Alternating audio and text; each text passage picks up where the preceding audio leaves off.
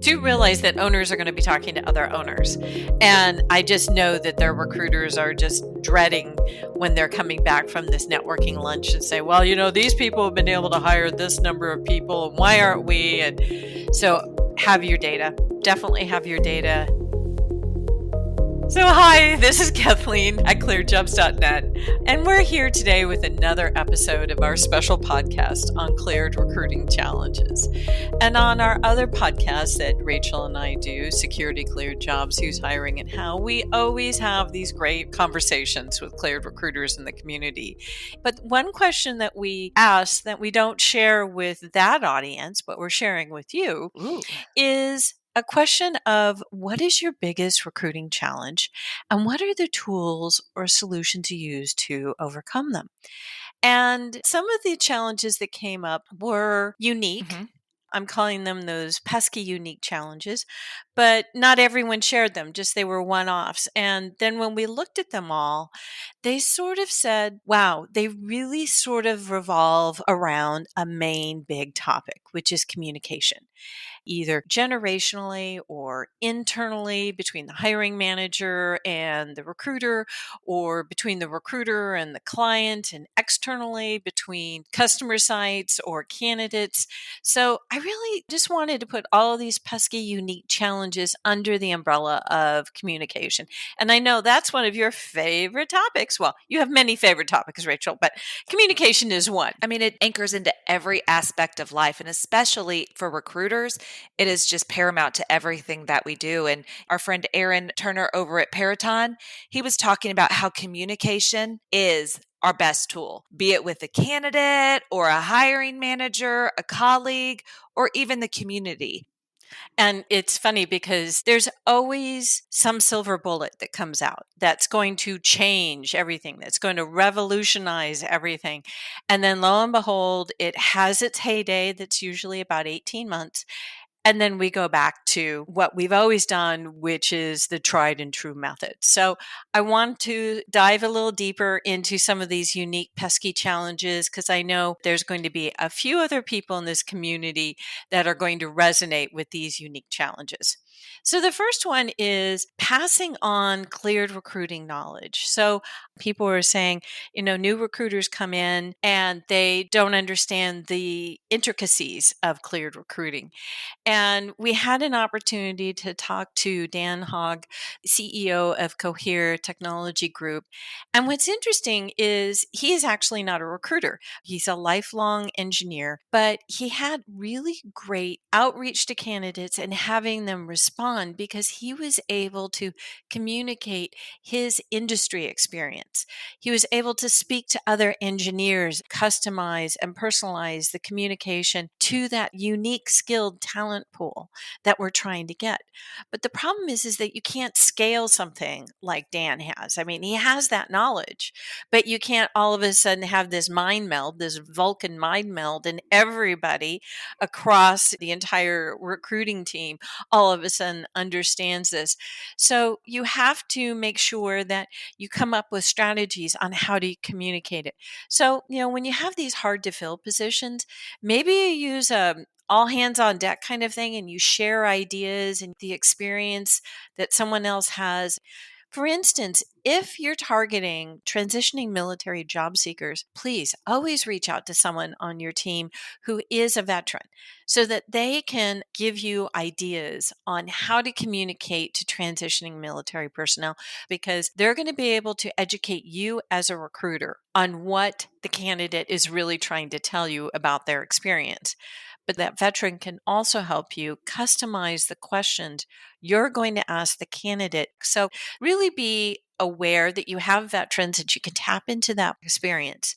Now, you might not always be able to do that group effort, but do use it as a way to sort of customize your approach with certain candidates. And going back to what Dan was saying and what I heard from several of the other recruiters is If you have a lot of experience in this community, don't hold it to your chest. Share it.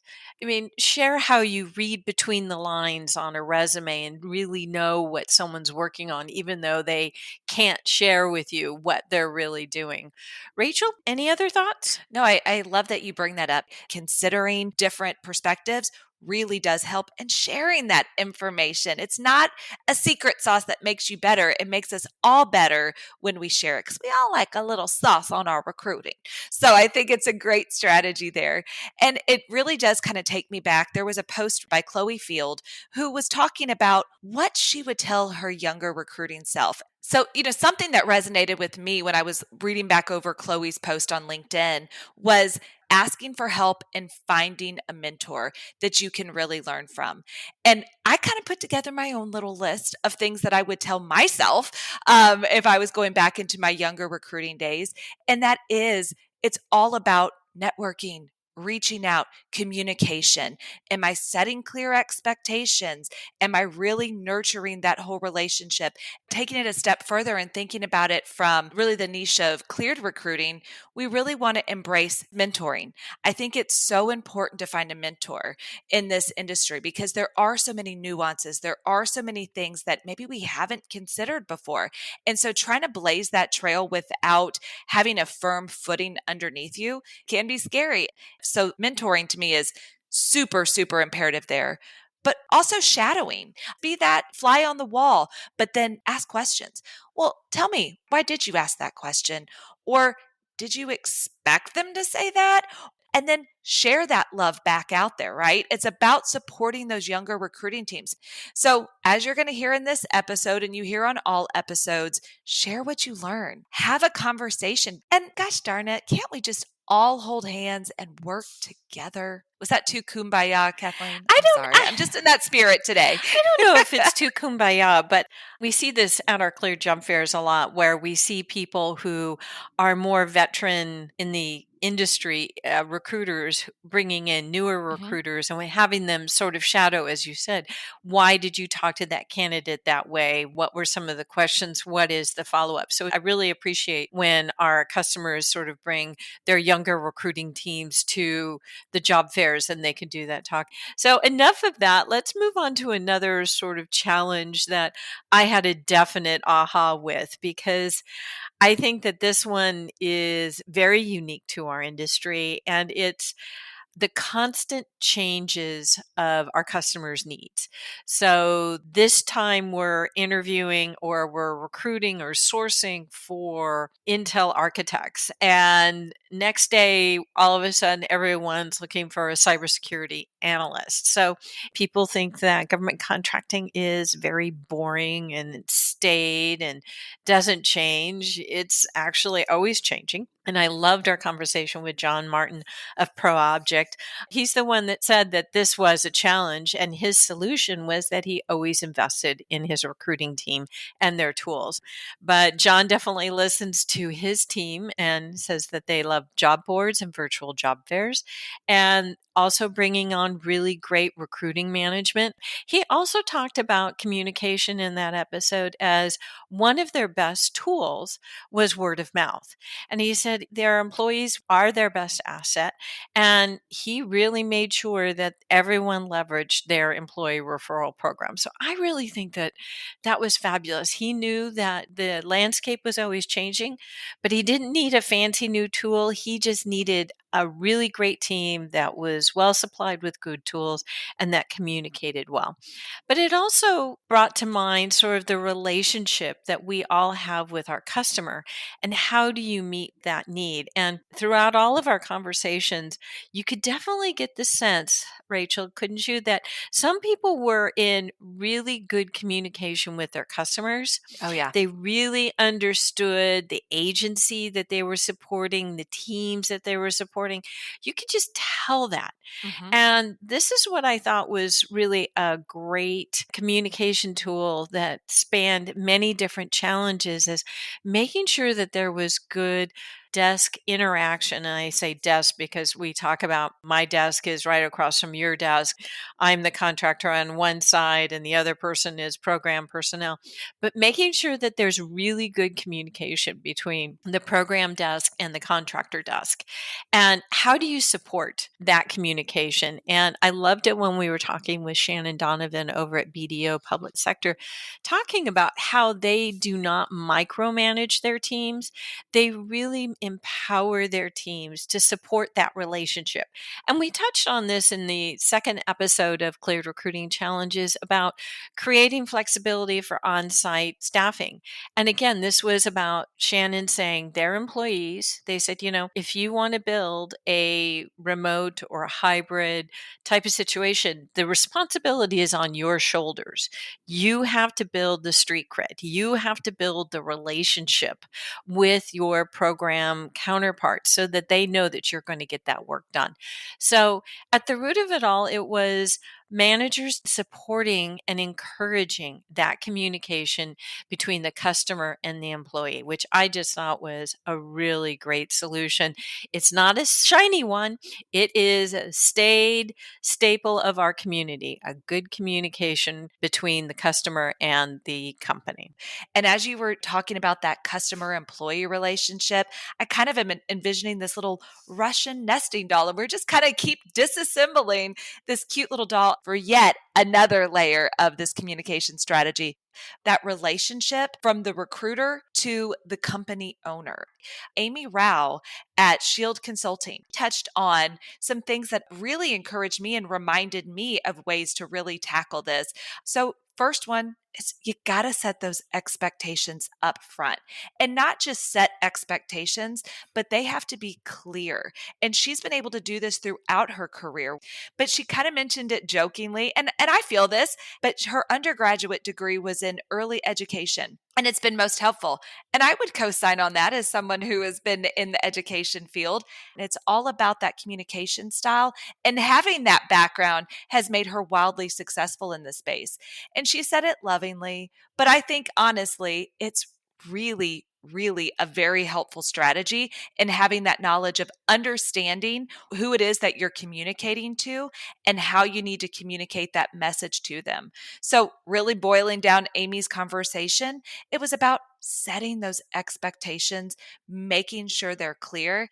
And so, just to kind of continue down this path, when we think about communicating with those company owners or leadership, some things that you really need to kind of put into those expectations should include your expertise. And what I mean by that is you've done your research, you've understood the state of the market, and you need to be able to tell them those things. You want to say that, here's what the availability of talent looks like right now. That well's a little dry, so it's going to require more sourcing.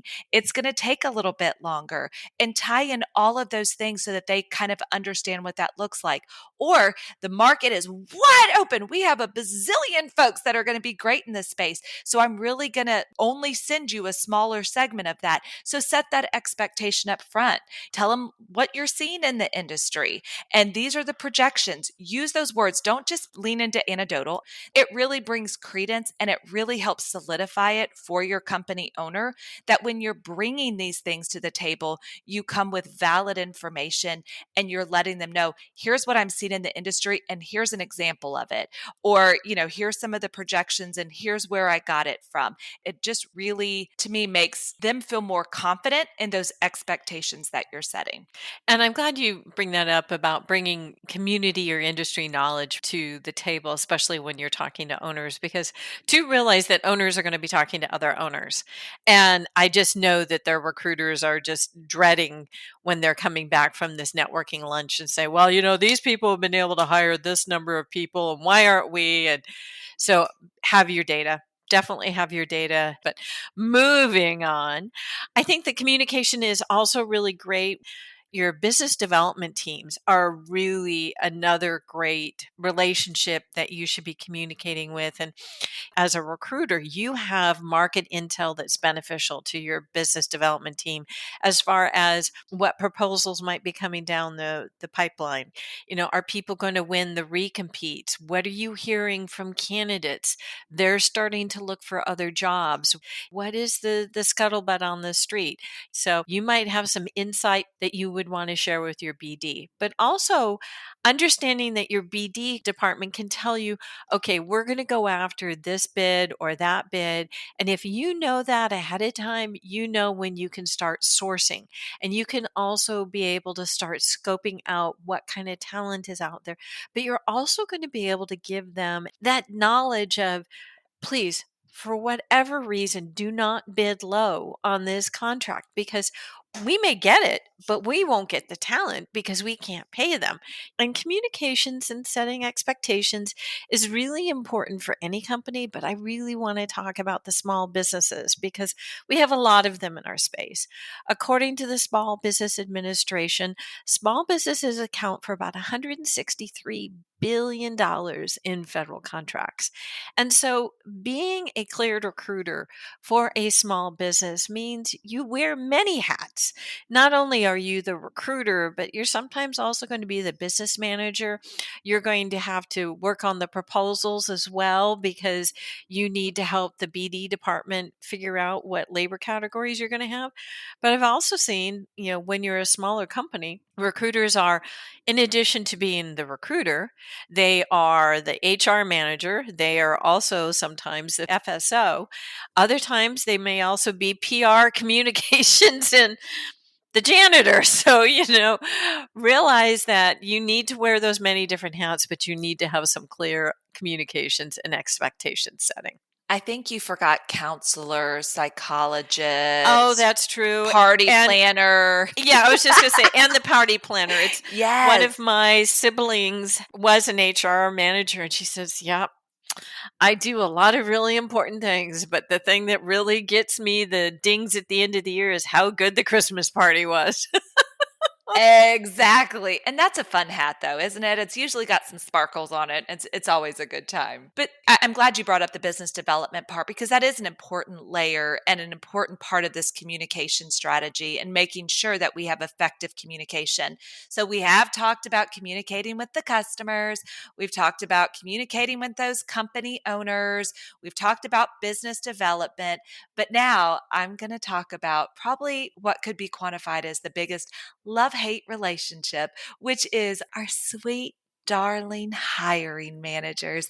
I know some of you just might have had a reaction to that word, but it's okay because it really is a love-hate relationship and oftentimes more love. But that's, again, where I think it can be more hearts and rainbows and sunshine when there is effective communication. But if communication isn't there, there really isn't going to be a relationship. So I think it's important that we really, really anchor into this.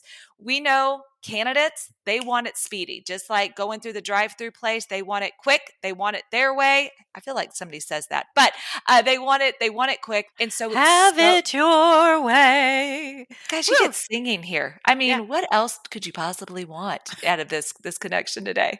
But they want it quickly. And so for us as recruiters, the only way that we can help meet the candidate's expectations is by really having solid communication with the hiring manager. Because I'm guilty of saying it, just like you're all saying it now. That one hiring manager, that time they just wouldn't respond back, or they wanted to schedule the interview 3 months later after it was supposed to be. So it's about making sure that you're really harnessing and owning that relationship so that you can be in control or at least help speed up that hiring process. Educate that hiring manager. Let them know that when they're like, well, I'd like to see 4 more candidates. I know I just also made a lot of you have a reaction when saying that one, but it's about letting them know that every second Every minute in this process counts, especially when it's a highly competitive role. But make sure you're really holding true to it, that you're not allowing them to get off of that hot seat, that you're continuing to follow up with them. You stay in touch with them. If you're using a messaging service at your organization, ping them and just say, hey, friend, how'd that interview go? What'd you love about them? Really use the affirmative word so that they can start thinking about that candidate in a positive way.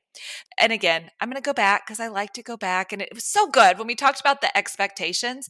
I do want to talk about setting fair expectations on both sides. So you really have to find out what the hiring manager is looking for. Again, as much as we may have that love hate relationship, they also feel the same way. If we're giving them candidates that they weren't looking for, we going to fall on the latter side of that relationship. They're going to be like, I do not want to talk to recruiting because they don't even know what I'm looking for. And I know we've all heard him say that before. So ask questions. There's no charge for asking questions. So seek to understand, what are the true blue requirements? What are the preferred? And what are those, gee golly, those would sure be nice to have. So make sure you're communicating those expectations. Hey, when I send you a resume, if you could let me know within, one business day, if you want me to screen this candidate, if you want to interview them, be very specific when it comes to interviewing. After they reviewed the resume, continue to drive this horse to water, if you will. Let them know, well, when can I set that interview up for you? Be very affirmative, very succinct. Or, hey, you just had that interview. How'd it go? Make sure you're asking, follow up on those expectations that you set up front. You understand what they're looking for. Now it's about speed of response of questions and outreach and, involvement and next step in the process. And speaking of feedback, because it's such a beautiful thing, if they say no to a resume that you've sent them, don't just be like, okay, thanks, appreciate your feedback. Seek to understand. There is so much goodness that comes in the no sometimes that it'll help you get more yeses. So when they see that resume and they're like, no, I'm just not interested in this one. Well, could you help me understand a little bit more about why this resume didn't meet? That's really going to help you refine your search. That feedback, it's going to be so vital for how you're recruiting, how you're presenting candidates, and ultimately making that love-hate relationship a little more love.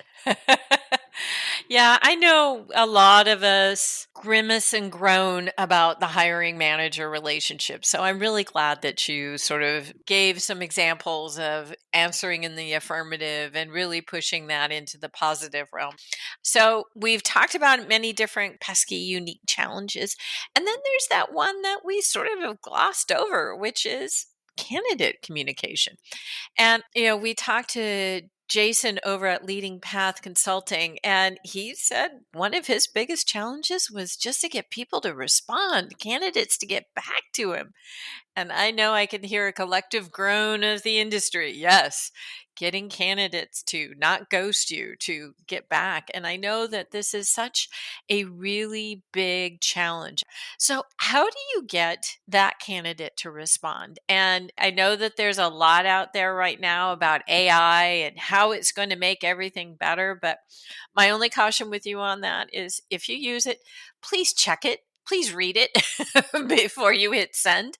I think customizing a message, mixing up the messaging, it's really important. And this is what Jason was really telling us, is that he really makes sure that when he listens to the candidates, he really finds out, what are they really looking for? Are they looking for a location change? Are they looking for a change in their salary? Are they looking for a change of an upgrade or even a downgrade of their clearance? Jason really found that if he mixed up this messaging, it was very helpful in getting his response rate returned. And he also touched on the various different forms of communication.